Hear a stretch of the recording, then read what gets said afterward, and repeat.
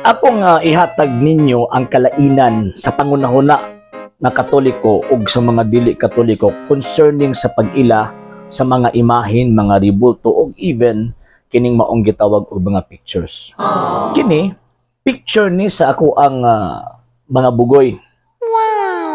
O ang maguwang, ang manghod. So ang pangunahon ng Katoliko, halukan ako ni dili tungod kay picture ang akong object nga ako siyang gitawag og halukan, kung dili ang akong object nga ako siyang gihalukan, kung dili ang ako ang mga anak. Gamit lang kining maong gitawag og picture. Timaan sa akong pagmahal, timaan sa ako ang paghandom, timaan sa ako ang kining walay hunong nagugma didto nila. Bisag picture na akong gihawiran, pero akong intention ang person nga girepresentahan ni anang maong picture. So, mo nang pangunahon ng Katoliko. Dili na puntas pangunahon na nga mga dili Katoliko or pangunahon na sa mga Protestante or pangunahon na sa gitawag og mga sulpot. What? Kini picture niya sa akong mga anak. Kung halukan ako ni, so therefore, ang picture mo na niya akong anak. Ingon anak ng gamay ang ilang pangisip o ang ilang panabot. Okay?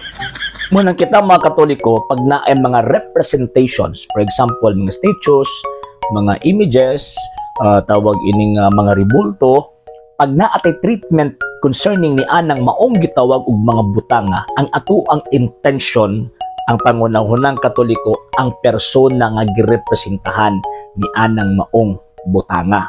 Kung atuan ng gihalukan, atuan ng gipahiran, atuan ng giposisyon, dili tungod nagapunting ta ang direct object ang ribulto, kung dili ang ato ang direct object of the veneration, mauning gitawag og girepresentahan sa maong ribulto. Yang Protestante ng ilang una-una, basta mo halok ng picture, ang picture ng imong gisimba, imong gihalagaran. May pag maghilo mo.